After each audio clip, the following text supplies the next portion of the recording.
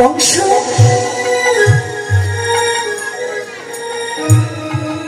একে একে সর্বপ্রথম কংস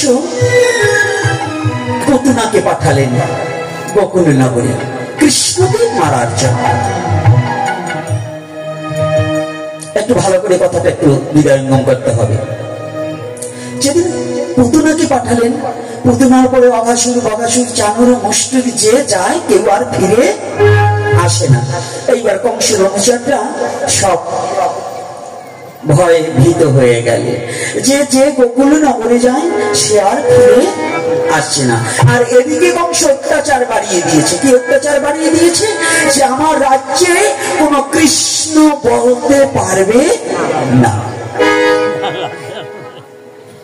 ভালো করে বুঝবেন, এই ইদানিং সময়ে অনেকে মালা তিলক নিয়ে হাঁটতে পারি না।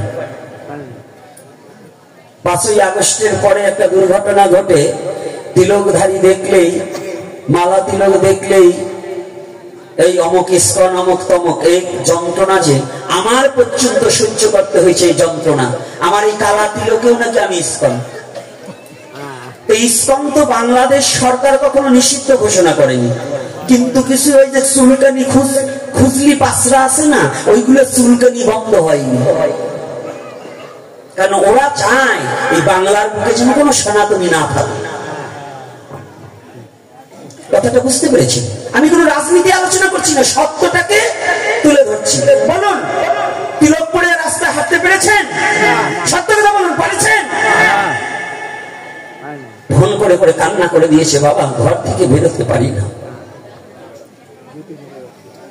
ধুতি পরতে পারছি না, প্যান্ট পরে হাঁটছি,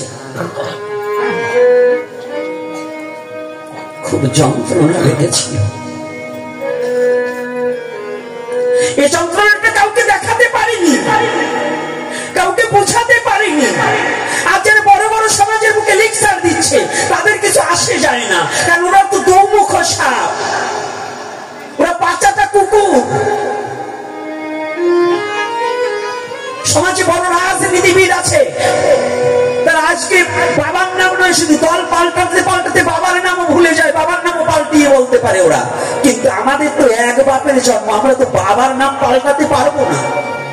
আমি সনাতনী, আমার সনাতনকে ছাড়তে আমি পারবো না, আমার সনাতনের আদর্শটাকে আমি পরিত্যাগ করতে পারবো না।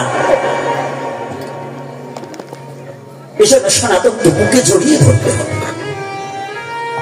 ফোন করেছি, বুঝিয়েছি, বলেছি বাবা সাম্য হও, বাংলা ছেড়ে যাব না। কেন যাব না? বাংলা তোমার জন্মভূমি, এখানে ভালো মানুষও আছে, তবে সেদিনই আমাদের মুক্তি ঘটবে, হবে, একটু অপেক্ষা করে। কথাগুলো ভালো করে জেনে নেবে। তদ্রূপ কংস অত্যাচার বাড়িয়ে দিল। কংস অত্যাচার বাড়িয়ে দিয়েছে কি? ওখানে বসে অত্যাচার বাড়িয়ে দিয়েছে। তার রাজ্যে কোনো কৃষ্ণ ভক্ত থাকতে পারবে না, কোনো কৃষ্ণ নাম করতে পারবে না। যখন চতুর্দিকে অত্যাচার বাড়িয়ে দিয়েছে, কংসের ভয়ে যে বদনে কৃষ্ণ নাম করবে তার জিহ্বা কেটে দেবে, যে কৃষ্ণ নাম শ্রবণ করবে তাকে তপ্ত সীসা ঢেলে দেবে করেনি, যে নয়নে কৃষ্ণ বলে কাঁদবে তার নয়ন দুটো অন্ধ করে দেওয়া হবে। কংসের রাজ্য থেকে ভয়ে ভীত হয়ে অনেক ভক্ত দেশ ছেড়ে পালিয়ে চলে গেছে। যেমন পাকিস্তানিদের ভয়ে এই বাংলাদেশকে পরিত্যাগ করে বাংলার অনেক জমিদার পুত্ররা বাংলাকে ছেড়ে চলে গিয়েছিল। ৭১-এর সময় যায়নি, গিয়েছে কিনা? এই বাগেরহাট থেকে অনেক জমিদার বাড়ি ঘর ছেড়ে চলে যায়নি, এর প্রমাণ রয়েছে না? সারা বাংলাদেশে যারা একটু সম্মানী ব্যক্তি তারাই চলে গিয়েছিল। আমাদের তো সম্মান নেই, তাই আমরা আবার কুকুরের মতো এই দেশে ফিরে এসেছি।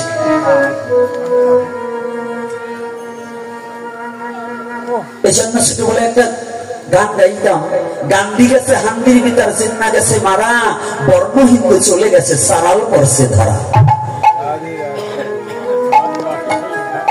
কথাটা কিন্তু চিরন্তন সত্য। তদ্রূপ আমার কথাটা হবে একেবারে দর্শন, প্রত্যেকটা জিনিসে দর্শন দিয়ে দেবে। আজকে কংস তত্ত্ব অত্যাচার বাড়িয়ে দিয়েছে, কংসের ভয়ে কংসের রাজ্য থেকে কৃষ্ণ ভক্ত পালিয়ে গেছে। শুদ্ধ ভক্ত যারা অদূরে চলে গেছে ভয়ে সংকুচিত হয়ে, কেউ যেন না জানি আমরা কৃষ্ণকে ভালোবাসি। যেমন এবারের যে অবস্থাটা হয়েছে, অনেকে গোবিন্দকে ভালোবাসছে কিন্তু গোপনে ঘর থেকে বাইরে নেই। ঢাকাতে কয়েক জায়গা হয়েছে, কৃষ্ণ ভক্তদিকে তাদের ঘর ভাড়া দেয়নি, ঘর থেকে বের করে দেওয়া হয়েছে। আপনারা দেখবেন, এটা আমাদের নোট করে রাখা হয়েছে, এটা পত্রিকায় পর্যন্ত এবং খবরে পর্যন্ত দেওয়া হয়েছে, টিভি চ্যানেলে পর্যন্ত দেওয়া হয়েছে, এটা আপনারা জানেন হয়তো। তাদেরকে ঘর থেকে পর্যন্ত বের করে দেওয়া হয়েছে। তো তৎকালীন সময় দাপর যুগেও কংস এমন অত্যাচার শুরু করে দিল। যখন অত্যাচার শুরু করেছে, এইবার কংস সমস্ত পাত্রমিত্রকে ডেকেছে, রায় আমার ভয় তো যাচ্ছে না, গোকুলে যে আমার শত্রু বাড়ছে, কৃষ্ণ তো দিনার দিনে শশীকলা সমবাড়িয়া চলেছে, আমার তো ভয় যাচ্ছে না। আচ্ছা বলো তো কি করা যায়, এই কৃষ্ণকে কিভাবে মারা যায়? একজন ব্যক্তি আছে, দেবতাদের কাছেও ভালো, ভগবানের কাছে ভালো, অসুরদের কাছে ভালো, সেই ব্যক্তির নাম কি? হ্যাঁ, নারদ। সত্যি ভালো ব্যক্তি? আপনারা তো জানেন অনেকে নারদ হচ্ছে খারাপ, না খালি ঝগড়াটে ব্যক্তি না। দেখুন নারদের ভূমিকাটা কি। নারদ অন্তরে জানতে পারলেন যে কংস কুমন্ত্রণায় বসেছে ভগবান কৃষ্ণকে হত্যা করার জন্য। তো নারদ তো ভগবানকে চিনে, কংস তো চিনে না। চিনে? কংস চিনে শত্রু ভাবে, কিন্তু ভগবানের রূপে তো জানি না। যেমন আসামি দারোগাকে চিনে যমস্বরূপে, কিন্তু দারোগার স্ত্রী দারোগাকে স্বামী রূপে চেনে, ওখানে কোনো মাতুব্বরি খাটে না। রাধে রাধে। তো শত্রুর কাছে ভগবান দণ্ডধারী হিসেবে দাঁড়ান, আর ভক্তের কাছে ভগবান দুহাতে পাশুরিয়া ভক্তকে বক্ষে টানিয়ে দেন। এখানে ভক্ত আর অভক্তের মধ্যে পার্থক্য। ভক্তের কাছে ভগবান যম নয়, দণ্ডধারী নয়, আর অভক্তের কাছে ভগবান যম রূপে দাঁড়িয়ে যায়। আজকে কংস যখন পাত্রমিত্র নিয়ে বসেছে, নারদ জানতে পেরে নারদ মনে মনে ভাবছে, মহারাজ কংস, আরে কৃষ্ণ তো দূরের কথায়, একজন কৃষ্ণ ভক্তকে আপনি ধ্বংস করার মতো যোগ্যতা আপনার নেই। আপনি ভাবছেন আপনার রাজ্যে কোনো কৃষ্ণ ভক্ত নেই, আরে আপনার রাজ্যে শুদ্ধ কৃষ্ণ ভক্ত আছে, আমি এটা দেখিয়ে দিতে চাই। যে কথা সেই কাজ। কংস যখন পাত্রমিত্র নিয়ে রাজপ্রাসাদে বসেছে, আর এদিকে নারদ বীণাযন্ত্র হাতে করি বদনে কৃষ্ণ গুণাগুণ গান করিতে করিতে ঢুকে পড়েছে কংসালয়ে। কৃষ্ণ নাম করছে তো, কৃষ্ণ নাম যখন করছে না, আর সবচেয়ে পণ্ডিত মশাই সবসময় নারায়ণ ছিল না। 3 যুগে নারদ কিন্তু এক রূপে ছিল। সত্য যুগে নারায়ণ বলছে, ত্রেতা যুগে রাম, আর তারপরে কৃষ্ণই বলতে হয়েছে। আর এই কলির যুগে এসে হরে কৃষ্ণ বলেছে, কারণ শ্রীবাস পণ্ডিত। এজন্য এই লীলা বুঝতে হলে পণ্ডিত মশাই একটু বুঝে শুনে বলবা। অর্থাৎ ব্যাসদেব 3 যুগে এক রূপে ছিল, কোন কোন জন 3 যুগ ধরে এক রূপে ছিল এটা জানতে হবে। হনুমান 4 যুগে 3 যুগেই এক রূপে ছিল, আর এই কলির যুগে হনুমান কিন্তু কে? মুরারি গুপ্ত। কায়দা আছে, পিতৃ পরিচয় একটু জানাশোনা দরকার আছে, জানাশোনার দরকার আছে না বাবা? পূর্বের পরিচয় গুলো জানবে। এই জন্য কৃষ্ণ গুণাগুণ করতে করতে নারদ যখন প্রবেশ করেছে, কংসের কংসর পড়ে হচ্ছে, জানে না যে কংসালয়ে কৃষ্ণ নাম করা নিষেধ, ওর কি মৃত্যু ভয়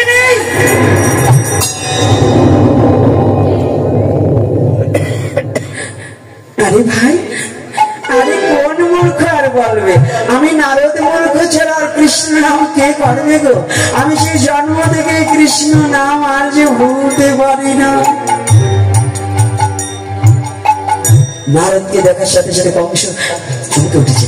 মুনিবর, আরে আসুন আসুন, আসন গ্রহণ করুন, কি হেতু আগমন? মহারাজ, আর আমি কি এমনি এমনি এসেছি?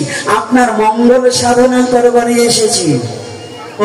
তো বোঝেন তো, শয়তানের দলে যদি লোক আর একজন পায়, তো শয়তানের একটু আনন্দ লাগে না? কি লাগে কি না বলেন? দল ভারী হয় না? আপনাদের গ্রাম অঞ্চলে কিছু শয়তান আছে না এরকম?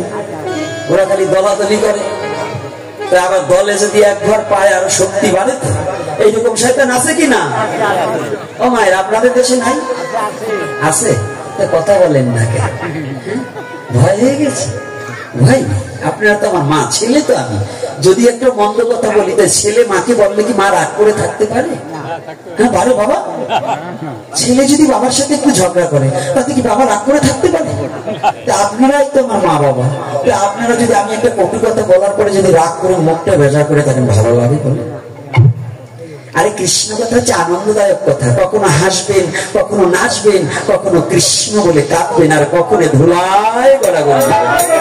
এটাই কৃষ্ণ কথার স্বভাব, এটাই কৃষ্ণ কথার স্বভাব, যে কখনো নাচবে, কখনো কাঁদবে, কখনো হাসবে, কখনো ধুলায় গড়াগড়ি যাবে। অষ্টসাত্ত্বিক প্রেম বিজ্ঞানী তো এটাই বলছে। হাসা কাদা নাচা গাওয়া আছে না? রাধে রাধে, হ্যাঁ কায়দা আছে গো, বুঝতে শিখতে হবে। এইবার যখনই নারদ বলছে আপনার সারণী জন্মাইতে এসেছি, বলুন বলুন মহারাজ। বলছে মহারাজ, আপনি যে সিদ্ধান্ত নিচ্ছেন, আরে আমি গুনে বেছে রেখেছি, আপনার রাজ্য থেকে, আপনার পক্ষ থেকে যে গোকুল নগরে যাবে, সে আর কোনোদিন ফিরে আসবে না। ওই গোকুল নগরে আপনার জন্য অশুভ। নারদ মনে মনে চিন্তা করছি, ভগবান, এই কংসের রাজ্যে গুপ্ত ভাবে কতজন তোমার জন্য চোখের জল ঝরাই তোমাকে ডাকছে। তুমি যদি না আসো, তাহলে যে তোমার ভক্তের মুক্তি হবে না, এই চোখের জল কখনো ফুরাবে না। গোবিন্দ, আজ আমি তুমি যাতে তাড়াতাড়ি করে এই মথুরা ভূমিতে আসতে পারো, এই জন্যই আমি একটা ব্যবস্থা করছি। নারদ বলছে মহারাজ, আপনি যে কৃষ্ণকে মারার জন্য, শুধু কৃষ্ণ একা তো নয়, কৃষ্ণরাই বলরামও আপনার শত্রু। আরে ওরা শুনেছি ইদানিং নাকি খুব ধনুর্যুদ্ধে পারদর্শী হয়েছে। আপনি একটা কাজ করুন। বলছে কি? বলে ওদের যদি আপনার রাজ্যে ধনুর্যুদ্ধের জন্য আয়োজন করুন, ওদের যদি নিমন্ত্রণ করুন, তাহলে আপনার রাজ্যে যখন ধনুর্যুদ্ধের জন্য আসবে, তখন আপনার পাগলা হাতিটাকে ছেড়ে দেবেন। ওই সেদিনকার কৃষ্ণ বলো না, দুটো পাড়া দিলে দুভাই শেষ হয়ে যাবে। আচ্ছা বলুন, শয়তানের কাছে যদি তার শত্রু পক্ষের মারার কথা এত সহজ ভাবে বলে, ওর কত আনন্দ লাগে? কি লাগে কি না? হ্যাঁ অবশ্যই লাগে, লাগে তো। এইবার যখন আনন্দ লাগছে, কংস বলছে, এই তোরা কে আসিস? এখনই পত্র নিয়ে যা, আমি ধনুর্যজ্ঞের আয়োজন করবো। এখনই ছুটে যা, কৃষ্ণ বলরামকে নিমন্ত্রণ পত্র দিয়ে। নারদ বলছে মহারাজ, আস্তে আস্তে, আরে ধীরে রান্না করে সুস্থে খায়, জুড়াইলে তার মজা পায়। এত তাপলে মাতলে তো হবে না। আপনি যা ভাবছেন তা নয়। ও কৃষ্ণ বড় কঠিন কৃষ্ণ, ও কৃষ্ণ বড় চালাক কৃষ্ণ, ও বড় কৃষ্ণ বড় একেবারে ভীষণ চতুর কৃষ্ণ, অভিমানী কৃষ্ণ। আপনার অনুচর গেলে আসবে না। যদি কোনো কৃষ্ণ ভক্তকে আপনি পাঠাতে পারেন, যদি কোনো কৃষ্ণ ভক্ত যায়, তাহলে যদি কৃষ্ণকে আনা যায়। নারদ মনে মনে ভাবছে, আপনি ভাবছেন আপনার যে কৃষ্ণ ভক্ত নাই, আছে, আমি সেইটাকেই বের করে আনব। রাধে রাধে, কায়দা আছে। এইবার যখনই বলছে সেটাকে বের করে আমি মনে মনে বলছি তাহলে কংস তো একেবারে করজনে মনিবর, আমার রাজ্যে তো কোনো কৃষ্ণ ভক্ত নেই, আমি অনেক আগেই তাদেরকে অত্যাচার করে তাড়িয়ে দিয়েছি। মহারাজ, আরে ধান ঝাড়ার পরে তো চিটাও দু একটা থাকে, তা আমি একটু দেখি আপনার রাজ্যে আছে কি।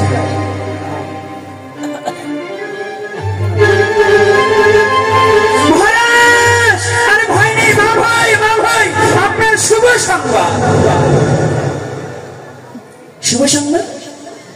আরে হ্যাঁ, আরে একেবারে খাঁটি নির্ভেজাল একজন কৃষ্ণ ভক্ত আছে আপনার রাজ্যে, অদূর অরণ্যের মাঝে বসে, সে কৃষ্ণ বিনে কিছু জানে না, নামটা অক্রূর।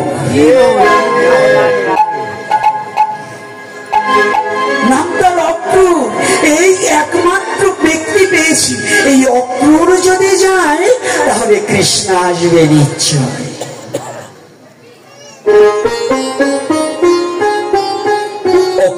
কৃষ্ণ আসবে না, এখনই ধরে নিয়ে আসবে।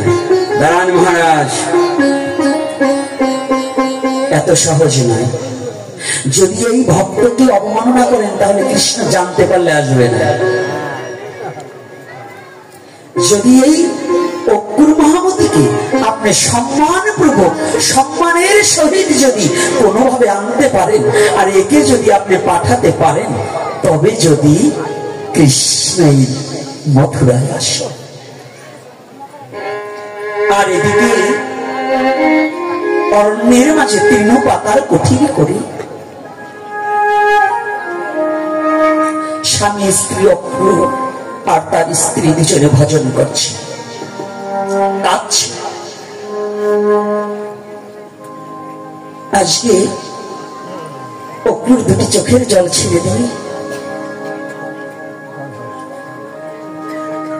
বালুকার মাঝে ধ্যান নেত্রে কৃষ্ণের মূর্তি অঙ্কিত করেছে বালুকার মাঝে।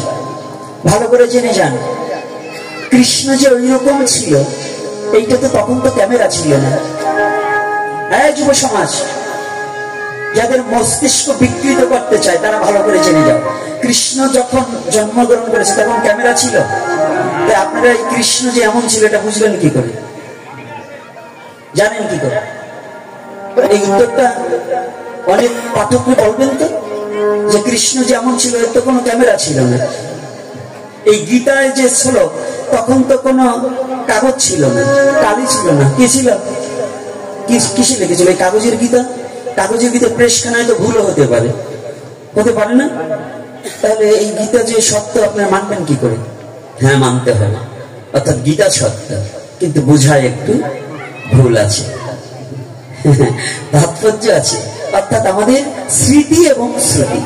স্মৃতি মানে যাহা দেখিয়াছি তদ্রূপ অঙ্কিত করা, শ্রুতি মানে যাহা শুনিয়াছি তদ্রূপ বর্ণনা করা। তো একটা ছেলে আজও সেই স্মৃতি আছে।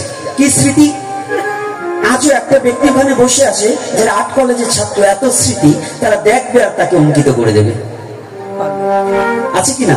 তো তৎকালীন সময় ভক্তের ভগবান, ধ্যাননেত্রে ভগবান দেখে বালুকার মাঝে তার প্রতিচ্ছবি অঙ্কিত করেছে। আজ যদি ওখানে লোক থাকে, এখানে যদি তুমি কলম দ্বারা পারো, তখন ভগবানের ভক্ত কি পারেনি? পাচ্ছে কিনা? তুমি যে মোবাইলটাকে ব্যবহার করছো না, এই মোবাইলের কথা কাজী নজরুল ইসলাম মোবাইল সৃষ্টির আগে বলে দিয়েছে। বিশ্বটাকে আনবো, সংকল্প কবিতায় কি বলছে? বিশ্বটাকে আনবো আমি আপন হাতে মুঠোয় করে, বলেছে কিনা? তো যদি কাজী নজরুল ইসলাম তিনি যদি একজন কবি হয়ে যদি এই কল্পনার দ্বারা যদি এই বিশ্বটাকে এক মুঠো হাতের মধ্যে আনতে পারবো, এইটা যদি এই মোবাইল সৃষ্টির আগেই বলে দিতে পারে, তাহলে তিনাকে যিনি সৃষ্টি করেছেন তিনি কি না পারেন? পারে কিনা? পারে কিনা? তাহলে আমি পরের কথায় কান দিয়ে নিজের ঘরে আগুন লাগাবো? কে বললো কান চিনে নিয়ে গেছে আমি দৌড়াবো? তাহলে আগে সনাতন সম্বন্ধে জানতে হবে। কি সনাতন? স্মৃতি এবং শ্রুতি, বেদ থেকে স্মৃতি এবং শ্রুতি। এই স্মৃতি শ্রুতি সম্বন্ধে আগে অবগত হতে হবে। স্মৃতি কি এবং শ্রুতি কি? স্মৃতি সেটাই যেমন দেখিয়েছি তদ্রূপ অঙ্কিত করা, শ্রুতি সেটাই যেমন শুনিয়াছি তদ্রূপ বর্ণনা করা। শ্রুতিধর ছিলেন কে? শ্রীল সুখদেব গোস্বামী প্রভুপাদ। যে কেমন করে সেখানে মাতৃ গর্ভে বসে পিতা বললেন, আর উনি গর্ভে বসে শ্রবণ করে মুখস্থ করে ফেললেন ভাগবত। শ্রুতি ধর্ম নয়? সনাতন ধর্ম বুঝতে চাও? এত কাঁচা ব্রেনে, হ্যাঁ, এত কাঁচা ব্রেনে সনাতন ধর্ম সম্বন্ধে কতটুকু জ্ঞান তোমার কম আছে? কতটুকু তুমি সনাতন ধর্ম সম্বন্ধে বুঝতে চাও, জানতে চাও, শিখতে চাও? আগে অভিজ্ঞতা বলো, আগে সব মানুষের সঙ্গ করো। আগে যারা জানে ওই জানা মানুষের সঙ্গ করিতে করিতে যদি তার কৃপা তোমার প্রতি বর্ষিত হয়ে যায়, তাহলে অজানা দেশের সন্ধান তুমি জানিতে পারবে। মুখের কথায় মিলবে না সেই পরম ধর্ম।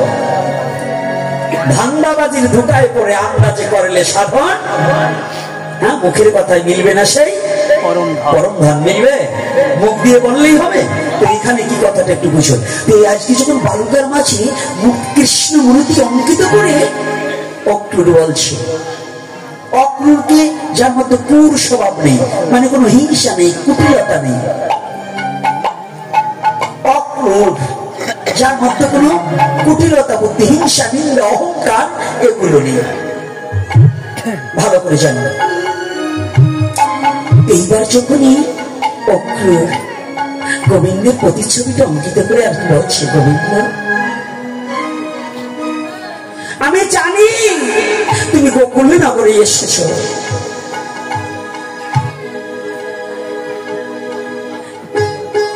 তোমার নাম একটু উচ্চস্বরে কীর্তন করবো, তাও তো পারলেন না। তবে তুমি জানি জীবের অনন্তের কথা, অন্তরের কথা তুমি জানো, আমার হৃদয়ের কথাটাও তো তুমি জানো প্রভু। তুমি একটিবার কৃপা করি, তুমি করুণা করে মথুরা ভূমিতে একবার এসে তুমি শ্রী চরণে দিয়ে ধন্য করো। তুমি একটিবার দেখা দাও, তুমি একটিবার এসে আমাকে দেখা দাও।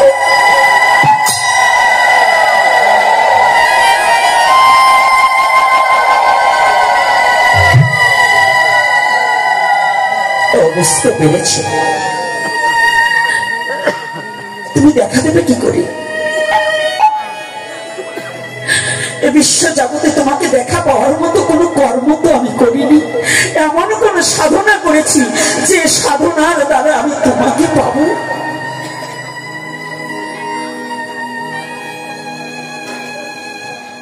দেখুন,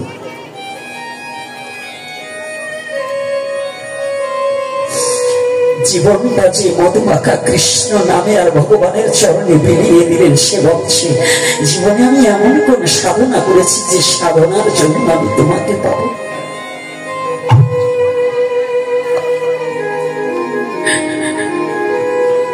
আমি কোন গুণে তোমাকে পাবো প্রভু, সে গুণ তো আমার নেই। তোমাকে প্রাপ্তি হতে হলে যে সাধনার প্রয়োজন, সে সাধনা তো আমি জীবনে করতে পারিনি।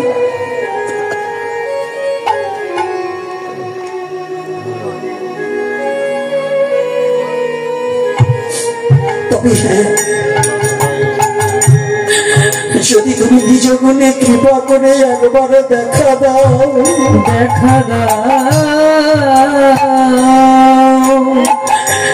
আমি জানি আমি তোমাকে ভুলে গেলেও তুমি আমাকে ভোলনি।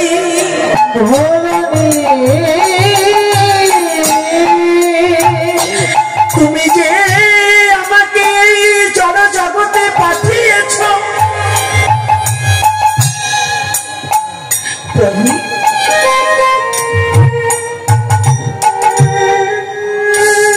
জগতে তুমি আমাকে মনে রেখেছো, কিন্তু আমি তো তোমাকে ভুলে বসে আছি। এই মায়াময় এসে পরকে আপন করে শুধু তোমাকে ভুলে বসে আছি, আর কিন্তু তুমি আমাকে ভুলোনি। বিশ্ব জগতে ভগবানকে সবাই ভুলে গেল, ভগবান কাউকে ভুলে না, ভগবান কাউকে ভুলে না গো।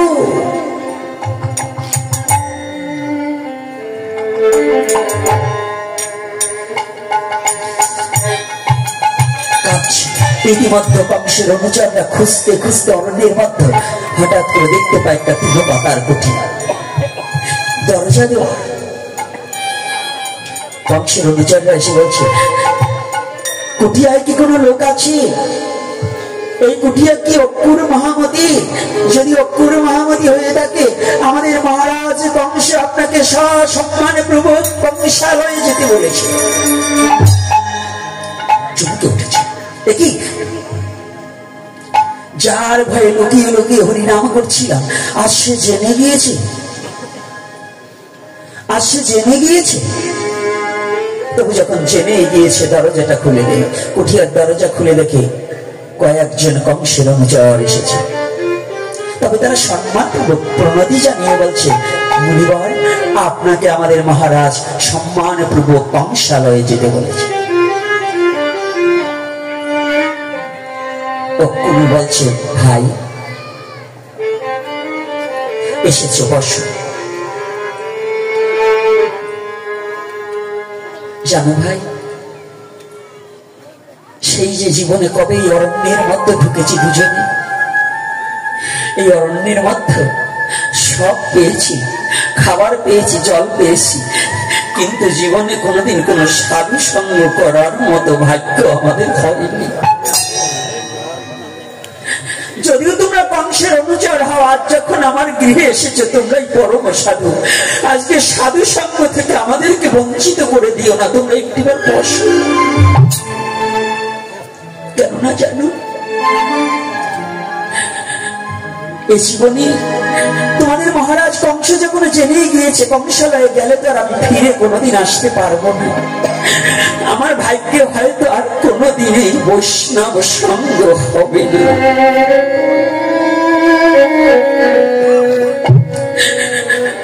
আমার জীবনে আর কোনোদিন ভক্তের সঙ্গ করা হবে না। একটিবার ভাই তোমরা বসো। বসতে দিয়ে প্রণাম করেছি। সাধু সভা হোক কংসের অনুচর আজকে আমার দ্বারাতে এসেছে, আমি দণ্ডবোধ করে প্রণাম করেছি, ষষ্ঠম প্রণাম করেছি। বলছি, ভাই আজ তোমাদেরকে বৈষ্ণব রূপে প্রণাম করছি, ভক্ত রূপে প্রণাম করছি, তোমরা একটিবার আশীর্বাদ করো। আমি ওই কংসালয়ে গেলেও যেন মৃত্যু ভয়ে যেন হরি নামকে ভুলে না যায়।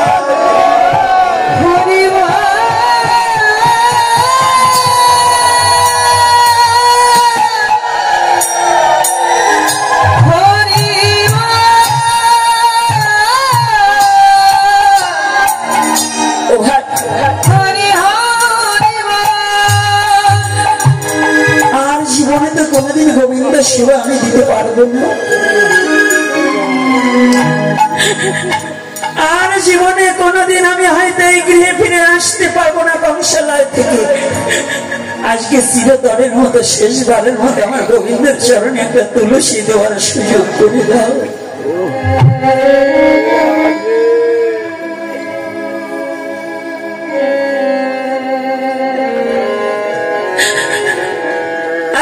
জীবনে কোনদিন কৃষ্ণ বলে ডাকতে পারবো না।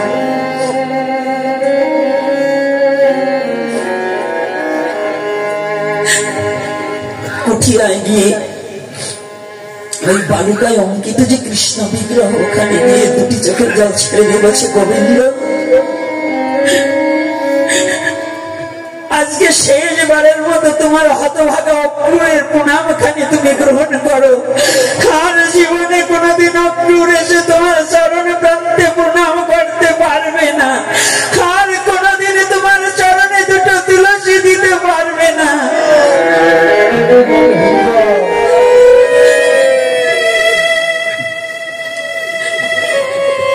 আর সেদিন আর আমার ফিরে আসবে না। প্রভু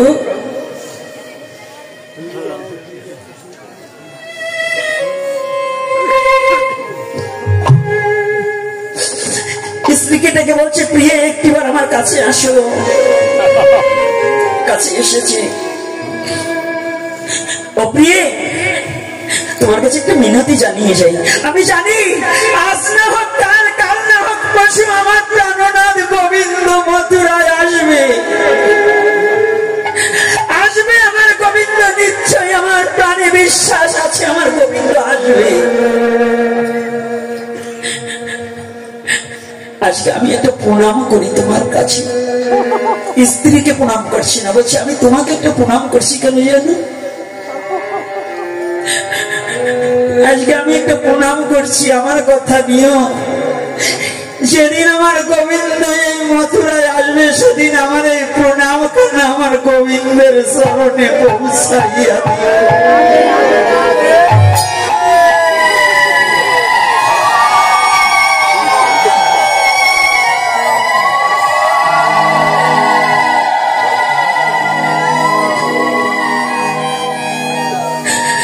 আমার গোবিন্দের চরণে প্রণাম খানা পৌঁছিয়ে দিও। ও প্রিয়ে, আমি তো জীবনে তোমাকে কিছু দিতে পারিনি,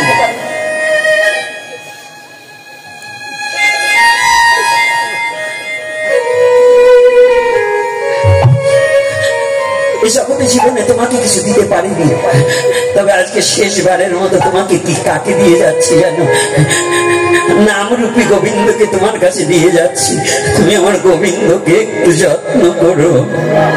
গোবিন্দ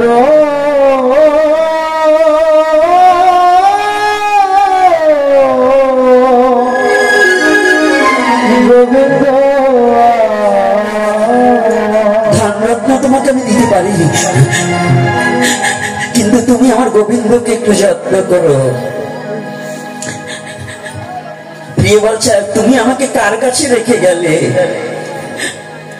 আমি কার কাছে থাকবো? কার আশায় বেঁচে থাকবো? ও গুরু বলছে, প্রিয়ে, এই অনন্ত কোটি ব্রহ্মাণ্ড যার কৃপা বলে চলে, আমি তার চরণ কমলে আমি তোমাকে রেখে গেলাম। তুমি আমার গোবিন্দের নাম ভুলে যেও না।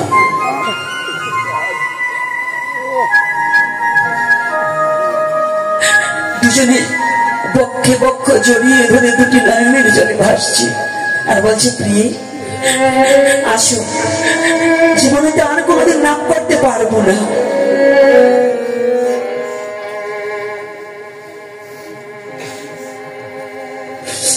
যার ভয়ে গোপনে হরিনাম করেছিলাম, আজ যখন সে জেনেই গেছে, আজকে একটু প্রাণ খুলে প্রতিমাতা হরিনাম করে দিই। আর তো জীবনে এমন দিন হবে না, আর তো নাম করতে পারবো না, তাই একটু নাম করছি। আজকে ওরা ডুবে গেছে অক্ষরের বদনের হরি নামে, আজ মন মজে গেছে নামের মাঝে ডুবিলে মন, হরি তারে দেয় কৃপা করে দর্শন।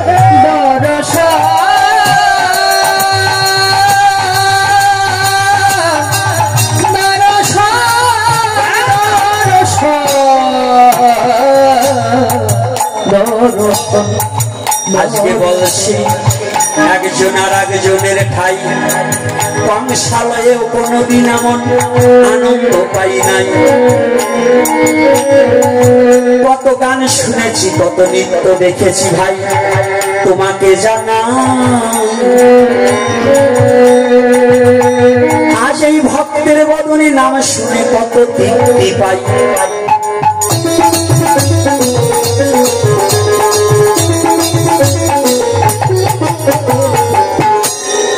আজ অপুর মহামতি বৃক্ষের ফল আনিয়া একটা তুলসী দিয়া ভগবানকে দিল নিবেদন করিয়া।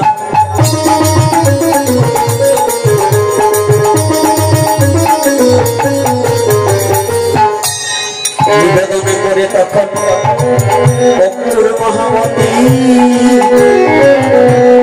আসমন করাইয়া তখন মনে মনে করিলেন আরতি।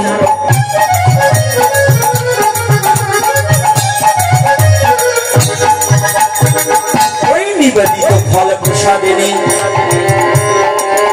যখন ওই ভক্তদের হাতে যায়, মানে কংসের অভিচরের হাতে যায়, প্রেমানন্দে হরি বলে ওই মহাপ্রসাদ পায়।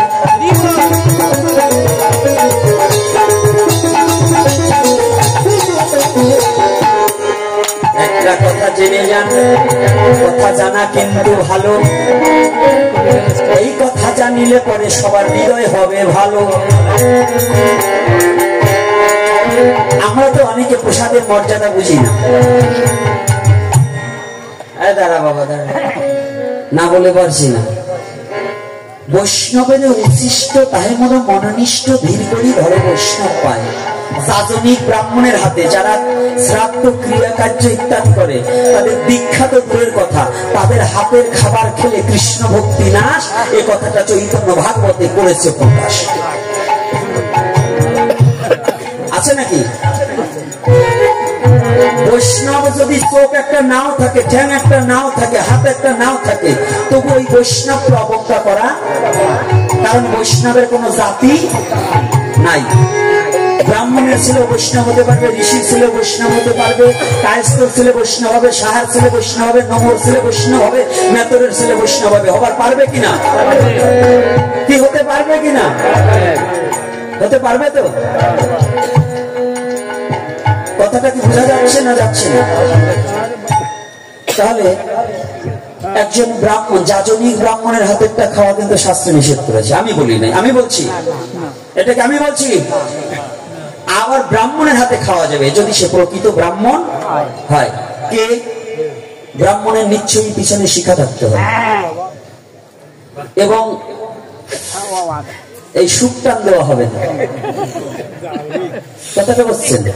কারণ দেখবেন আপনার বাড়ি পুজো করতে গেলে কিংবা শ্রাদ্ধ করতে গেলে লিস্ট একখান দেশে খাট লাগবে, চকি লাগবে, জুতো লাগবে, বাটার ধুতি লাগবে, 1 নম্বর পায়েল, রাজ্জাকের পায়েল, শাড়ি ওয়াজকে নাম লিখে দেশে, আবার ইত্যাদি লিস্ট দেশে। মানে শ্রাদ্ধ তো পাওয়া না, মানে আর এক শ্রাদ্ধের জোগাড় করা। দেখবেন এত বড় দেব, কিন্তু সব মন্ত্র দানের মন্ত্র, সব মন্ত্র শ্রাদ্ধের যাহা কিছু হয় তার দানের মন্ত্র অধিক হয়। শুধু বিষ্ণু চরণ ওই পিণ্ডটাই দান, আর সব দদামি ব্রাহ্মণায় নম। দেখবেন সবগুলো এটা যাদের মা বাবা মরছে তারা টের পাবে না আমার মতো, যাদের মরে নাই ওরা তো টের পাবে না। তো ওরা কি করেছে? ব্রাহ্মণকে নিন্দা করছি না, বাবন যেগুলো ব্যবসার খাতিরে, যেগুলো পেট চালাবার তাগিদে যারা মানুষকে ঠকাচ্ছে তাদের বলছি। যেমন এই চকি দে, খাট দে, গাছ দে, ধান দে, চাল দে, এরকম আছে না? তোর বাবা যেটা ভালোবাসতো সেটা দে। হ্যাঁ, তোর বাবা মাছ দিবি না কেন? তোর বাবা মাছ খেতে তো। আমার বাবা তো একটু একটু স্বভাব খারাপও ছিল, মনে করেন। একজনের বাবার স্বভাবও খারাপ ছিল, সে একটু একটু নিষিদ্ধ বাড়িতে যাইতো। ওই টাইমে ওরা বাইন্দে দিতে হবে না। এই যে শ্রাদ্ধে যে যারা মৎস্য দেন, যারা বলেন এটা সম্পূর্ণ অবৈধ, এটা আপনার সাধারণ কমন সেন্সে থাকতে হবে। যারা শিক্ষিত ভদ্রলোক তারা জানবেন, যারা আমার মতো মূর্খ, এই জ্ঞানী বোঝে ইশারাতে, মূর্খ বোঝে কিলে, ও শালারে কিলে ইলেও বোঝে না। এই জ্ঞানী যারা তারা ইশারাতে বসবেন। আপনার বাবা মারা গেছে, কারো 1 মাস, কারো 15 দিন, কারো 13 দিন, কারো 11 দিন, নাকি? ঔষধ 10 দিন না 11 দিন? আচ্ছা, তাহলে এই কয়দিনকে আপনি মাছ মাংস খান? আচ্ছা, আপনার বাবা মারা যাওয়ার সাথে সাথে কি লাগান টাইপের? শ্রী শ্রী নাকি? হয়তো স্বর্গীয় নয় ঈশ্বর, দুটোর একটা বলেন, তাই না? আচ্ছা, স্বর্গে গেল কি স্বর্গে মাছ মাংস খায় দেখিয়েছেন? তাহলে আপনার বাবা স্বর্গে গেল, আবার তার উদ্দেশ্য পিণ্ড দান করলেন, সেদিন মৎস্য দান করলেন এবং মাছ খাওয়াইলেন। তাহলে কি আপনার বাবার প্রেতের শ্রাদ্ধ করা হইল? প্রেত লোকে গমন করিয়াছে। আপনার বাবার মায়ের শ্রাদ্ধটা কত্তা কায়দা করে প্রেত লোকের প্রেতের শ্রাদ্ধ করা হলো। কায়দাটা বুঝতে পারছেন? শাস্ত্রে আছে, বেদে লেখা আছে, আমিষ দ্বারা শ্রাদ্ধ কার্য করিবে। কি কথাটা কি একটু অসন্তুষ্ট লাগতেছে নাকি? বলবো না বলবো না? পিছনের বাবার হাত তুলুন, বলবো না বলবো না? সত্য কথা বলবো কি বলবো না? মায়েরা হাত তোলেন না কেন? কি খাওয়া বন্ধ হয়ে যাবে তাই? আরে সত্যটা শুনতে পারবেন না? সত্যকে যারা স্বীকার করতে পারেন, ওর বাবাই তো ঠিক নাই। সত্যকে স্বীকার করে নিতে হবে। আমি পাল্টে পারি বা না পারি, কিন্তু স্বীকার তো করতে হবে যেটা সত্য। চাঁদ, সূর্য উঠেছে পূর্ব গগন থেকে, আপনি যদি বলেন পশ্চিম গগন থেকে উঠছে, এটা মানা যাবে? তাহলে আপনি চাঁদের, সূর্যের কিরণ আপনার গায়ে লাগাবেন কি না লাগাবেন সেটা আপনার ব্যাপার, আপনি ঘরে বসে থাকুন, কিন্তু বলতে হবে যে পূর্ব দিক থেকে চাঁদ, সূর্য উঠেছে। কি এটা বলার অধিকার আছে কিনা? তাহলে আপনি 11 দিন 12 দিন 1 মাস 15 দিন যাই করেন না করেন, তাহলে আপনার শ্রাদ্ধে আপনি খেলেন না, আপনার বংশাবলী কেউ খেলো না, অথচ তার পিতার উদ্দেশ্যে যেদিন সেই পিণ্ডদান করা হবে সেদিন আপনার এই মৎস্য দেওয়া হবে। এটা বৈধ না অবৈধ? অবৈধ। একেবারে সত্য কথা বলবেন, অবৈধ হয়? অবৈধ। আচ্ছা, যদি অবৈধ হয়, শাস্ত্রে লেখা আছে আমিষ দ্বারা শ্রাদ্ধ কার্য করিবে। আমিষ দ্বারা শ্রাদ্ধ কার্য কথা আছে। তাই আমিষ মানে কি? প্রোটিন। আমিষ কোন জীব নয়, আমিষ দু প্রকার, একটা প্রাণীজ আমিষ, একটা উদ্ভিদ আমিষ। যারা শিক্ষিত ভদ্রলোক আছেন, আজকে আমি জানি এখানে অনেক শিক্ষক এবং শিক্ষিকা এখানে রয়েছেন, বাবারা যারা আছেন, তাছাড়া অনেক গণ্যমান্য জন শিক্ষিত ভদ্রলোক মন্ডলী আছেন, অনেক চাকরিজীবী আছেন। বলুন আপনারা জীব বিজ্ঞানে কি পড়েছেন? একটা উদ্ভিদ আমিষ আর একটা প্রাণীজ আমিষ। তাহলে ওখানে আমিষ কথাটা উল্লেখিত লিখেছে, ওখানে বলেনি মাছ দিতে হবে। আর্য মহর্ষিরা ধার্য করিলেন, তৎকালীন সময় ধার্য করিয়া দেখিলেন যে সবচেয়ে আমিষ প্রোটিন হচ্ছে কাঁচকলায়।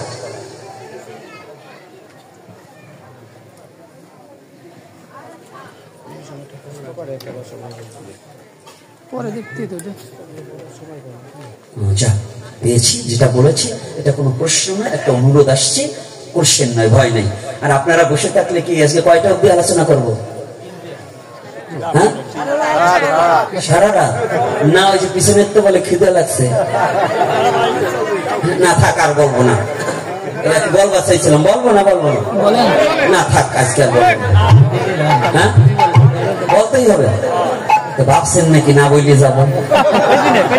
দেখলাম আপনাদের লোভ আছে, কেমন লোভ না আছে। যে ছেলে পেট ভরা তার কাছে খেতে দেওয়া যায় না, ওই দেখবেন এই 2 সাইডে উঠে উঠে চলে যাচ্ছে। বলেন তো কেন? অবার ইয়া ভালো লাগে না, কারণ করে তো আবার কেউ একটু পানের খাওয়ার দোষ আছে, একটু গোল নেওয়ার দোষ আছে, একটু উঠে একটু গোপনে একটু সারিং দিয়ে বসাই আসে। এইবার যা আর কিছু বলবো না, একটু রসে ভাষের কথা বলতে হয়, একটু রসের কথা বলতে হয় না। বলবেন যে গোপীনাথ গোসাই 10 দিন হসপিটাল থেকে রস কমিয়ে গেছে। আরে বাদর বুড়ো হইলেও কি লাফালাফি বলে? ভাবছেন কি আমি যেখানেই যাবো কিন্তু ওই কিল দুটো না দিয়ে যাবো? হরিকথা যতই বলি, কিন্তু আমার জায়গার বাড়ি আমি ভুলবো না। এই জন্য কোথায় বলছি খুব ভালো করে দেখে নিন যে সমাজ সংস্কার আমাদের করতেই হবে। আর সেই সমাজ সংস্কারে কি বিধান দিয়েছে মহাপ্রভু? এক সময় মাংসও খেত, কিন্তু এই কলিযুগের জন্য মাংস বিবর্জিত। এক সময় অনেক কিছু হতো, এক সময় হেঁটে বাগেরহাট যেতে হতো, এখন কি হেঁটে যান? এখন যদি পাকা রাস্তায় যান, এখন যদি টাই পরেন, স্যুট পরেন, কোট পরেন, তাই যদি পরিবর্তন করেন, তো এখন সৎ শাস্ত্রটাকে আপনি মানবেন না, সত্য কথাটাকে মানবেন না।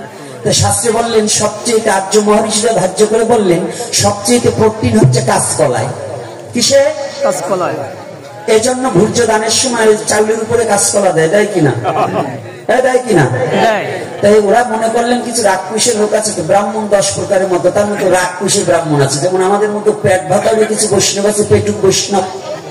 ওরা খালি পেট চালাবার জন্য, সুদে টাকা লাগাবার জন্য ভিক্ষা করে টাকা আনে আর সুদে লাগায় খায়, আবার বৈষ্ণবগিরি দেখায়।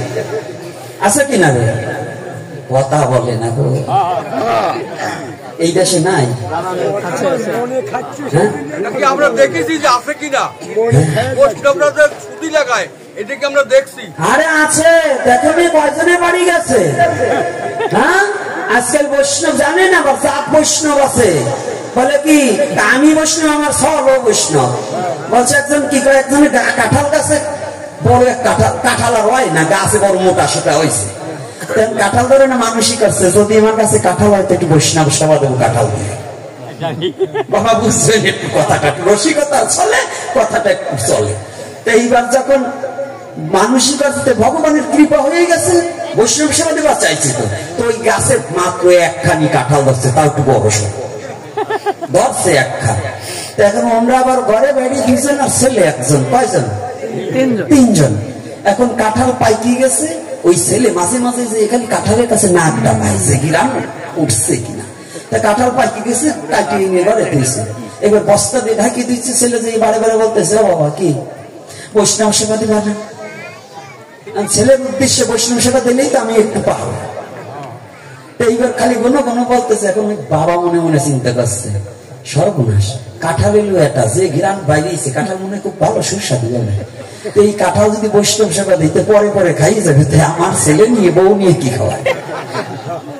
এইবার মনে মনে চিন্তা করে কি করা যায়। ছেলে আবার বাইরে এসে বলতেছে, ওর মা রয়েছে ঘরে, ছেলে বাইরে আসছে, বাবা বৈষ্ণব সেবা দেবা না? হ্যাঁ হারামজাদা, তুই বোঝাস না, তুই এক বৈষ্ণব আমি এক বৈষ্ণব, আর এক বৈষ্ণব ঘরে, 3 বৈষ্ণব থাকতে কেন কাঁঠাল খাবে পরে? আমাদের মধ্যে কিন্তু বৈষ্ণব সমাজে এরকম বৈষ্ণব আছে। এই জন্য আমি শুধু ব্রাহ্মণদের দোষ দেবো না, বৈষ্ণব সমাজেরও কিছু আছে কিনা। এই জন্য একটু বলি, ওই যে আগে বলছিলাম সে কথাটা আগেই বলছি, বৈষ্ণবে দলাদলি করে কয় অমকরে বললে আমি তোমার বাড়ি যাব না। তাহলে অমকরে বললে যদি তুমি না যাও, তুমি কেমন বৈষ্ণব হলে গো? বৈষ্ণব হবে কেমন? নরোত্তম দাস ঠাকুর বললেন, বৈষ্ণব দ্বারেরও যদি হইত কুকুর, প্রসাদ দিয়ে তরাইত আমায় বৈষ্ণব ঠাকুর। এটাকে বলেছে প্রেম ভক্তি গুরু মহারাজ নরোত্তম দাস ঠাকুর মহাশয়। এটা আপনার আমার কথা নয়, বৈষ্ণবের বাড়ির কুকুর হওয়ার যোগ্যতা আমার মতো গোপীনাথের নেই।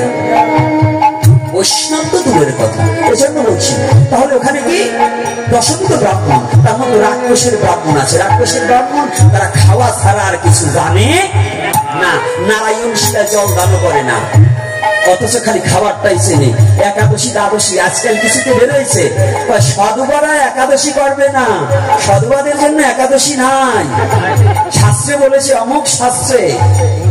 আর মহাপ্রভু কি বলেছে, সর্বস্বামী কি বলেছে, মহাপ্রভু তার মাকে পর্যন্ত একাদশী করার নির্দেশ দিয়েছে। দিয়েছে কিনা? শনিবারে একাদশী না? অনেকে বলে বাবা তোমাদের একাদশী করতে হবে না। আপনাদের এই অঞ্চলে এমন বৈষ্ণব নেই, পদ্মা পার হয়ে দেখেন বৈষ্ণবরা তার শিষ্যকে নির্দেশ দিচ্ছে, আমাদের কোনো একাদশী নেই, বৈষ্ণবরা কোনো একাদশী পালে না। ওরে বৈষ্ণব রে, এইগুলো শুনতে শুনতে দেখতে দেখতে এখন না বলে পারি না। একটু না বললে তো রসা তলে যাচ্ছে সমাজ, একটু বলার দরকার আছে কিনা? না জানেন না তা না, আমরা আবার অনেক লোক, আপনাদের বলছি না, আমার মতো ভণ্ড তপস্যা যারা, আমরা জানতে জানতে জানোয়ার হয়ে গেছি, কিন্তু মানোয়ার নাই। জানি কিন্তু মানি না, অনেক শাস্ত্র জানি কিন্তু কিচ্ছু মানি না। যারা জানে মানে না তারা জানোয়ার, জানে কিন্তু মানে না, ওরা হচ্ছে জানোয়ার। এই জানোয়ারে জগৎটা অনেক ছেয়ে গেছে। এজন্য চরণে হাত রেখে বলছি, যে যতটুকু জানেন একটু মানার চেষ্টা করি, জানি যতটুকু একটু মানার চেষ্টা করি। বেশি জেনে যে মানলাম না, অত জানা দরকার নেই। এই জন্য বলছি, তা কি যারা শ্রাদ্ধে মৎস্য প্রদান করে, দাতা ভোক্তা এবং অনুমতি দাতা 3 পুরুষ নরকে যাইবে। কে কে? দাতা ভোক্তা এবং অনুমতি দাতা। এই জন্য এই নিম্ন জাতিকে ভূগোল পড়ানো হতো, ওনারা ঠিকই কিন্তু ওনাদেরটা বাজিয়ে রাখে, কিন্তু আপনার কাছে শুষে নেওয়ার জন্য মাছ লাগবে। বাড়িতে 14 গোষ্ঠীতে খালি মাছ দান করো, অমুক দান করো, তমুক দান করো, কি বলা হয় কিনা? মেন দান হচ্ছে ভগবান বিষ্ণুর চরণে তুলসী দান। মেন দান কি? তুলসী দান। তারপরে একজন ব্যক্তি আপনার বাড়ি পরিশ্রম করলে তাকে পারিশ্রমিক দিতে হবে। আমাদের কিছু দোষ আছে, আমরা ব্রাহ্মণ থাকাই না বুদ্ধি জানি, দুটি লেখলে পরে বিকাশ দুটি আনি, ভালো একখানা দুটি আনি না। দুর্গা পূজার সময় যে শাড়ি পরলে পরে 7 পাল্লাতে পরলেও সব দেখা যাবে, ওই একখানা শাড়ি আনি, ভালো শাড়ি আনি। মা দুর্গার জন্য আনি ওই 300 টাকা দামের শাড়ি, আর বোর জন্য আনি 9000 টাকা দামের শাড়ি। যারা মায়ের দুর্গার পূজা করে, যারা মা দুর্গার জন্য 300 টাকা দানে আর বউয়ের জন্য 900 টাকা দানে, তাদের জন্য আমার একটা কথা, তুমি ওই মা দুর্গারে প্রণাম না করে বউরে প্রণাম করবে।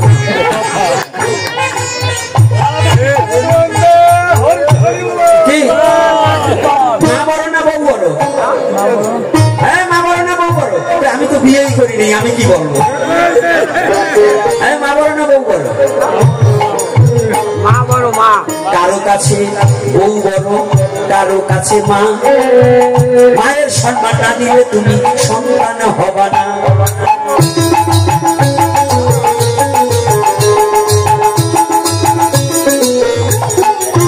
এই জন্য যে কথাটা ধীরে ধীরে করেছি বর্ণন, কৃপা করে ধৈর্য ধরে শ্রবণ করুন যত ভক্তজন।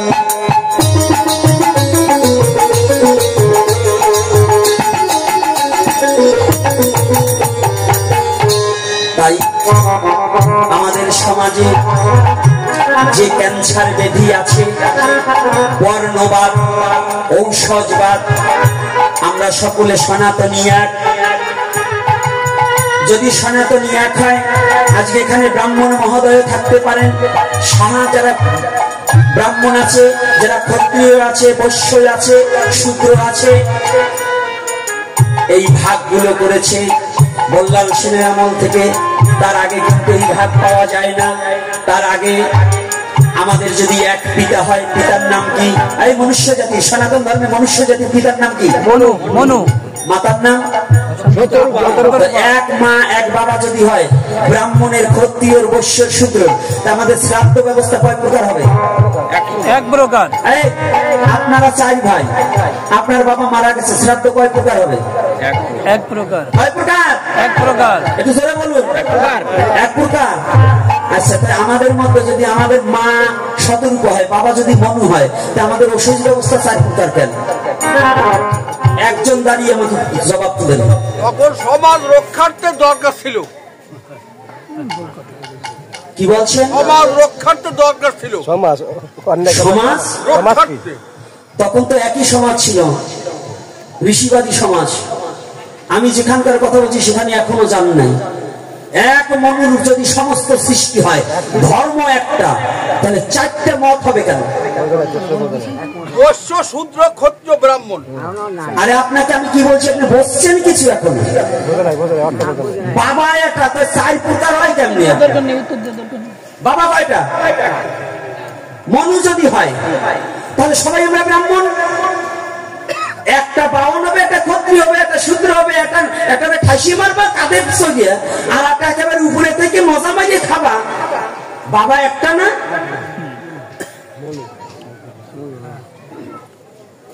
আমার কথার উত্তর দিতে হলে আগে একটু পড়ে শুনে আসবেন, ফট করে উত্তর দিতে পারবেন না। একটু বুঝে আসবেন যে আমি কি কথাটা বলছি। এতটুকু আমি কথাটা বলি না। আপনার এখানে আর কয় হাজার লোক, 20,000 লোকের মধ্যে আমার এই কথা বলছি। যত বড় পণ্ডিত হোক আমার জবাব দেব। যদি এক মনু থেকে সৃষ্টি হয়, তাহলে 4 রকম শ্রাদ্ধ ব্যবস্থা কেন, কে করলেন? বলতে পারবেন? পারবেন না। কারণ এটা আমাদের হিংসার কবলে পড়ে মানুষকে জাতাজাতি করে আমরা বিভাজন হয়ে এই সনাতন ধর্মটাকে শেষ করে তুলেছি।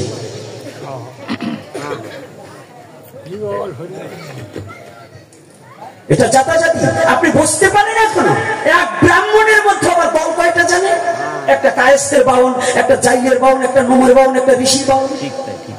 এই শয়তানি বুদ্ধিগুলো পাইছে এরকম জায়গায়। ব্রাহ্মণ তো ব্রাহ্মণ। আমাকে দেখাতে পারবেন কোন জায়গায় লেখা আছে?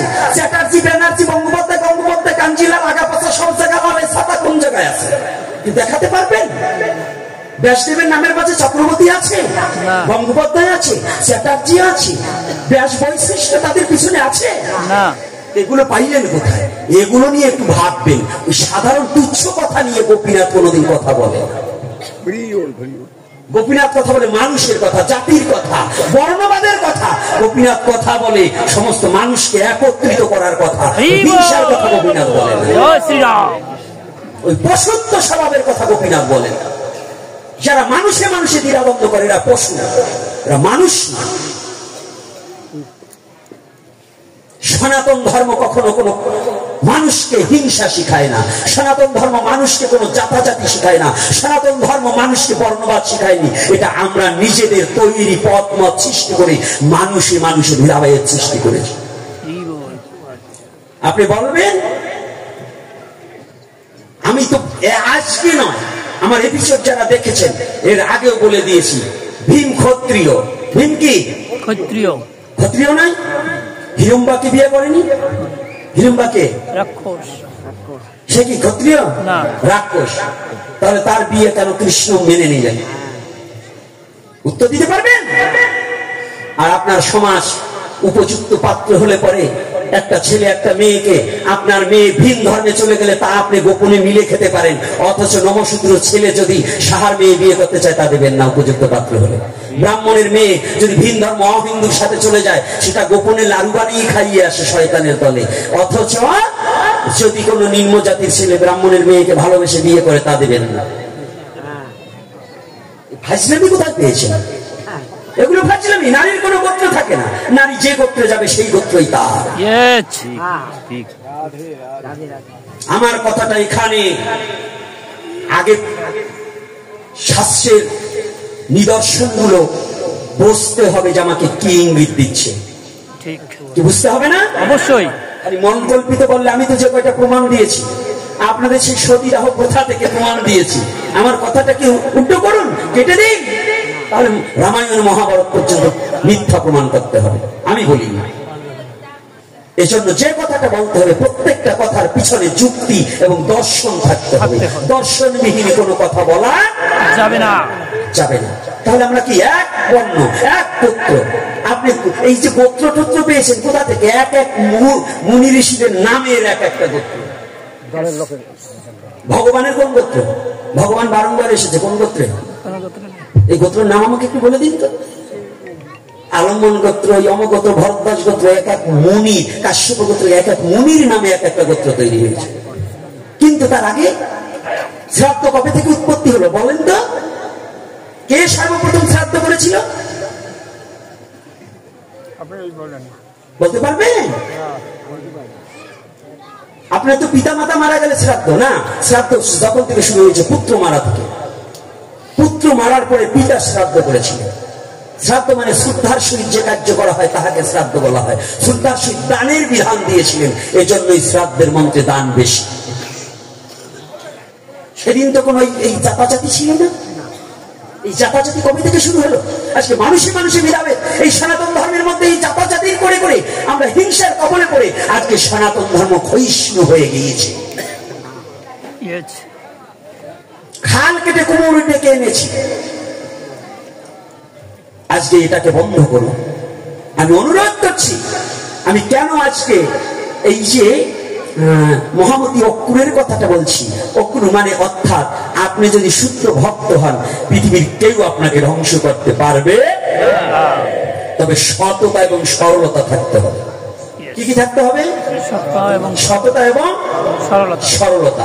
এটা যদি না থাকে আপনি ধ্বংস হবেন হবেন হবেন। আজ না হয় কাল আপনার পতন হবে হবে হবে। যত বড় সাধু হন, পীরাউলিয়া গাউস কুতুব যেই হন না কেন, অন্যায় ভাবে পৃথিবীতে কেউ কোনোদিন টিকে থাকতে পারেনি। অন্যায়কারী ধ্বংস হতেই হবে।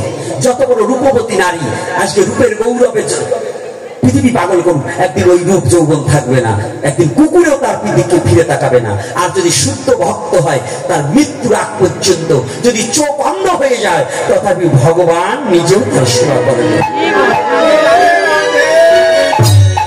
জানি লীলাটা ওখানে একটু বিশ্রাম রেখে একটু বলছি। ভগবান ভক্তের সেবা করে। মুকুন্দ দাস কৃষ্ণ বলতে, রাধারানী বলতে বলতে কেঁদে অন্ধ হয়ে গিয়েছে।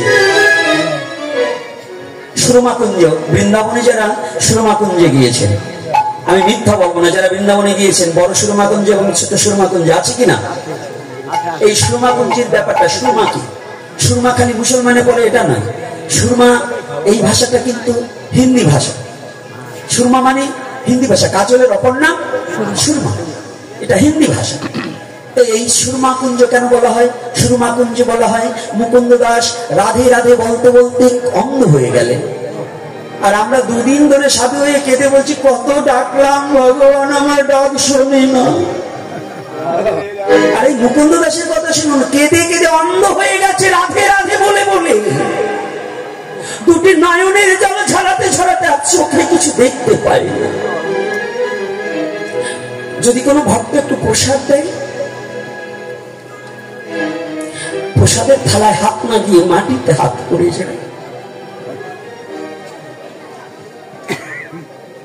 রাধারানী সখীরা বললেন, রাধে ও রাধে, একমাত্র মুকুন্দ হা রাধে জয় রাধে বলে কেঁদে কেঁদে আজ দুটি নয়নের জ্যোতি হারিয়ে ফেলেছে। রাধে, এখনো কি তোর করুণা হয় না? সখী অনুগত ভজন কাকে বলছে একটু দেখুন। সখীরা বলছে, রাধে তোর কি এখনো করুণা হয় না? দেখ, মুকুন্দ আজ খাদ্যের থালায় হাত না গিয়ে, প্রসাদের উপর হাত না গিয়ে মাটিতে হাতাচ্ছে। রাধারানী বললেন, সখী, ভক্তের কৃপা না হলে তো ভগবানের কৃপা হয় না। এতদিন পরে তোদের কৃপা যখন হয়েছে, তোরা যখন আমার মুকুন্দর কথা বলেছিস, আজ আমি যাবো আমার মুকুন্দকে আমি নিজ হাতে কোলে বসিয়ে খাইয়ে দেব।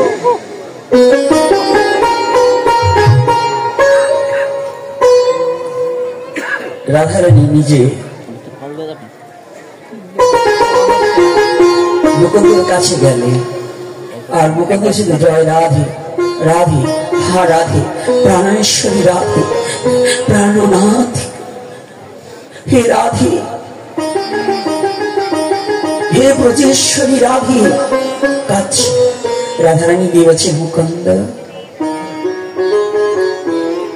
কণ্ঠধ্বনি পেয়ে মুকুন্দ বড় আনন্দ, আর সুগন্ধি নাসিকা রক্ত দিয়ে ভিতরে প্রবেশ করছে সুগন্ধ। মুকুন্দ কে? মুকুন্দ, আমি আর তোমার ডাকে বাবা থাকতে পারি। তুমি একটিবার দেখো আমি কে। আমি রাধারানী,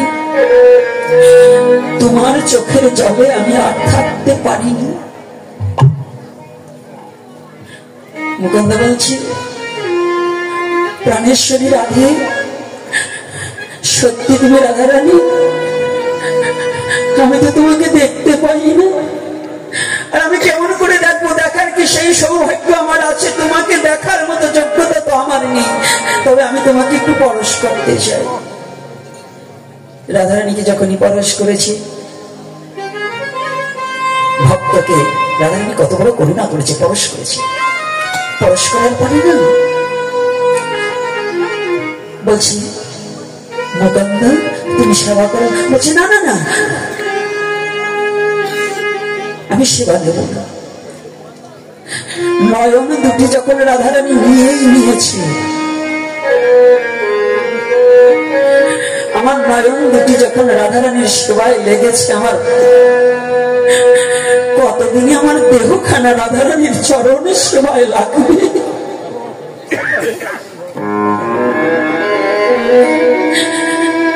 তুমি যদি সত্যি রাধারানী হও, তুমি একটিবার তোমার চরণে দুখানা আমার কাছে দাও। একটিবার তোমার চরণে দুখানা দাও, আমি যেন তোমার চরণে দুখানা স্পর্শ করতে পারি। রাধে, জগতী,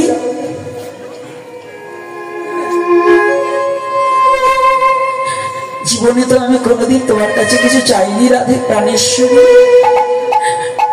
আজকে কথা দাও, তুমি আমার চরণ ছাড়া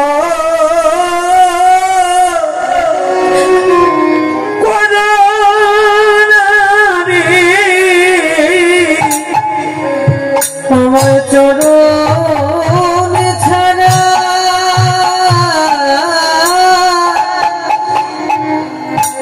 আমায় করো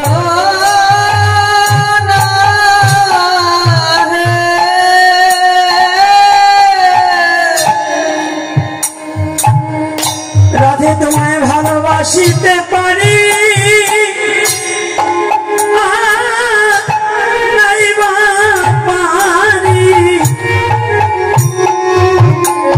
আমার চরণ ছাড়া করুণা রে, তোমায় ভালোবাসিতে পারি। রাধে, হরে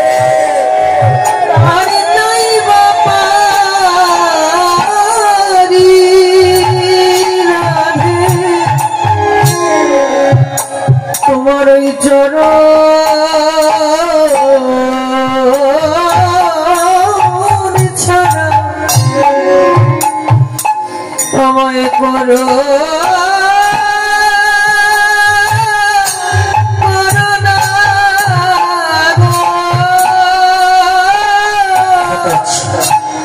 চরণ হাত আছে। আমি তো নামে কিছু দেখতে পাই না। রাধারানীর দয়া হলে নিজের সখীদের বললেন আমার ওই সুরমাটা নিয়ে আসে। তিনি ময়ূরের পলক দিয়ে অঞ্জন মুকুন্দ দাসকে যখন সুরমা পরিয়ে দিলেন, রাধারানীর হাতের স্পর্শ পাওয়া মাত্রই যেন দিন প্রতিষ্ঠিত ফিরে পেলেন। রাধারানীকে সম্মুখে দেখতে পেলেন। বলছি, রাধে, তোমার এত বড় করুণা, আমার হেন পাপিষ্ঠকে তুমি করুণা করে আবার দৃষ্টি ফিরিয়ে দিলে।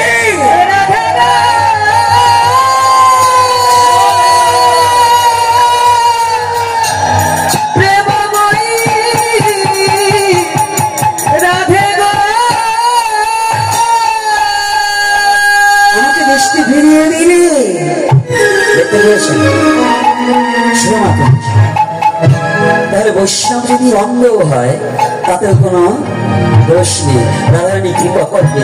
কিন্তু আমাদের সমাজে উচ্ছিষ্ট প্রসাদ খেতে চাই না। বৈষ্ণবের উচ্ছিষ্ট প্রসাদ, বৈষ্ণবের উচ্ছিষ্ট প্রসাদ বেরেন দিয়ে চলে গেলেও ওটা হাত দিয়ে কুড়িয়ে সপ্তবার ধুয়ে ভোগ লাগিয়েও পাওয়া যায়। এটা কিন্তু চৈতন্যতে প্রমাণ আছে। আর আমরা কি করছি,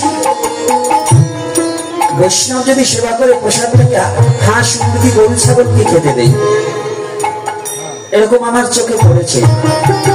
ও বাবা মায়েরা, এই অপরাধ কেউ করবে না। আপনাদের জানা আছে কালিয়নাগের কথা, খলকুলে জন্ম একমাত্র বৈষ্ণব অপরাধী। ওই একটু বৈষ্ণবের পাদদক একটু মস্তকে রেখেছিল, ভগবান কৃষ্ণ তার মস্তকের উপরে পা রেখেছিল। তাহলে বৈষ্ণব যে কি জিনিস এটা বোঝাতে আর বাকি আমার থাকলো না। তবে আমি যেখানে কথা বলছি আবারও সেখানে যাব।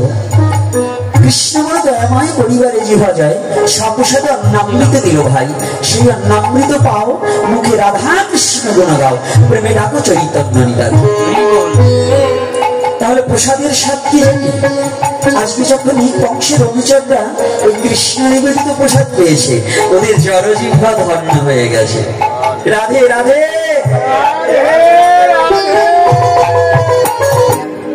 উনি যে নাম করেছে আমরা একটু করি দেখি, কারণ ওই যে প্রসাদের যে একটা স্বাদ আছে, যার জড়জিহ্বায় প্রসাদের স্বাদে লেগে গেছে তার কিন্তু নাম ভালো লাগে।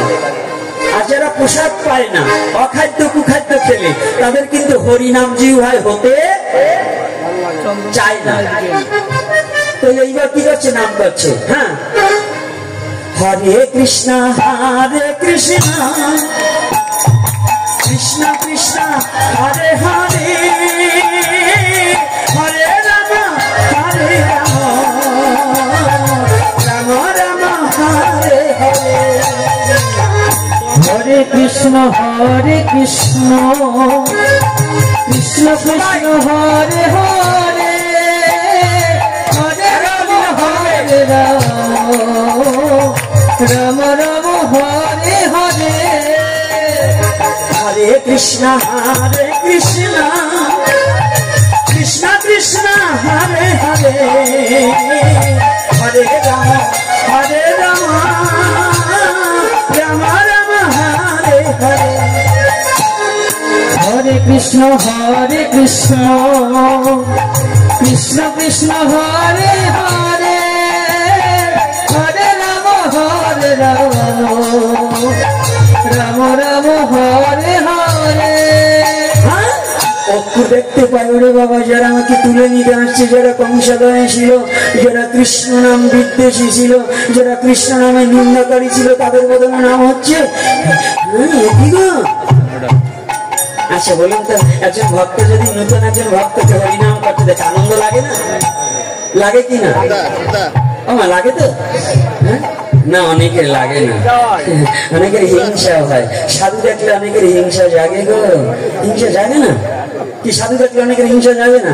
এই তিলক পরা দেখলে এখন সাদা তিলক কালা দিলে কেমন রঙি গো, এরকম করে কি না বাবা? হ্যাঁ শাস্ত্রে বলছে কৃষ্ণ নিন্দাকারী আর বৈষ্ণব নিন্দাকারী নিপাত যাক, নিপাত যাক।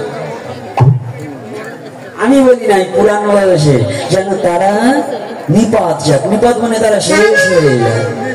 এইবার কি করেছি জানো না ও বাবা, যখনই নাম করছে এইবার অগ্রভাগে অক্কুর মহামতি নাম করছে আর হাঁটছে, অক্কুর মহামতি নাম করছে আর হাঁটছে। হরে কৃষ্ণ হরে কৃষ্ণ কৃষ্ণ কৃষ্ণ হরে হরে রাম হরে রাম রাম হরে হরে। হরে কৃষ্ণ হরে কৃষ্ণ রাধে হরে হরে হরে রাম রাম রাম হরে হরে। হরে কৃষ্ণ হরে কৃষ্ণ কৃষ্ণ কৃষ্ণ হরে হরে হরে রাম রাম রাম হরে হরে। হরে কৃষ্ণ হরে কৃষ্ণ কৃষ্ণ হরে হরে হরে রাম রাম রাম হরে হরে। নাম করছে আর এদিকে কংসের অনুযায়ী অন্য যারা ছিল তারা লাঠি ছোটা নিয়ে তেড়ে আসছে। এই কে কোন মূর্খ? এই মূর্খ কি জানি না যে হরিনাম করে কংসের নির্দেশে এই মথুরায় কোনো হরিনাম হবে না। লাঠি ছোটা নিয়ে যখন তেড়ে আসছে না, হরিভক্তের একটা গুণ আছে গো, বদন দেখলেই ক্রোধ নিবারণ হয়ে। শুদ্ধ ভক্তের একটা গুণ আছে, তার বদন দেখলে যেন এমনি আনন্দ লাগে, লাগে না বাবা? কি লাগে না? কোনো কোনো মানুষকে দেখলে আনন্দ লাগে, আর কোনো কোনো মানুষকে দেখলে কিন্তু একটু কষ্ট লাগে, লাগে কি না? আজকে যখন অক্কুর মহামতির বদন দর্শন করেছে না, দেখার সাথে সাথে হাত থেকে লাঠি ছিটা পড়ে গেছে। ওরা হিংসা ভুলে গেছে, সাধুকে দেখলে হিংসা ভুলে যায়। যখনই ওরা হিংসা ভুলে গেছে, আস্তে আস্তে কংসালয়ে প্রবেশ করেছি। কংস উপরতলা থেকে নিচতলায় তাকিয়ে দেখে কালো যারা তার দলে ছিল, একটু আগেও যারা তার দলে ছিল, যারা হরিনাম বিদ্বেষী ছিল, যারা বৈষ্ণব বিদ্বেষী ছিল, যারা ভক্ত বিদ্বেষী ছিল, তারাই আজ অক্কুরের সাথে সাথে হরিনাম করছে। রাধে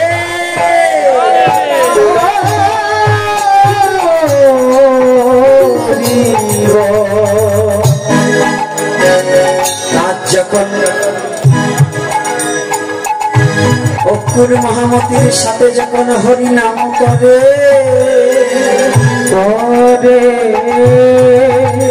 কংসের কিন্তু মনে মনে অনেক ক্রোধ ধরে। ক্রোধের চোটে কংস যখন উপর থেকে নিচে নেমে আসে, অক্কুর মহামতি হরি বলিয়া কংসকে দণ্ডবত করে।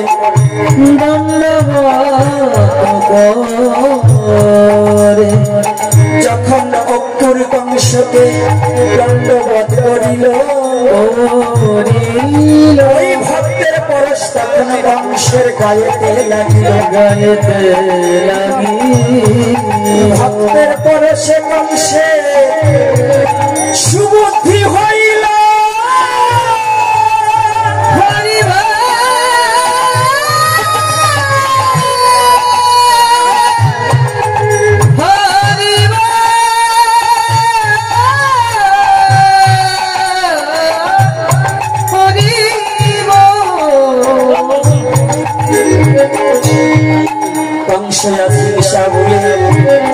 হিংসা বলে কংস হরিনাম করিতে লাগিল, করিতে লাগিল। ভগবানকে না ডাকলে ভগবান আসে না, না ডাকলে ভগবান আসে, ডাকলে আসে। কংস না ডাকলে কি ভগবান মথুরায় যেত? হ্যাঁ, কংস না ডাকলে কি ভগবান মথুরায় যেত? তবে ডাকতে হবে। কি বুঝালো? নারদ কি দেখিয়ে দিল? নারদ আমাদের কি দেখিয়ে দিল? কৃষ্ণ তত্ত্বের কথা।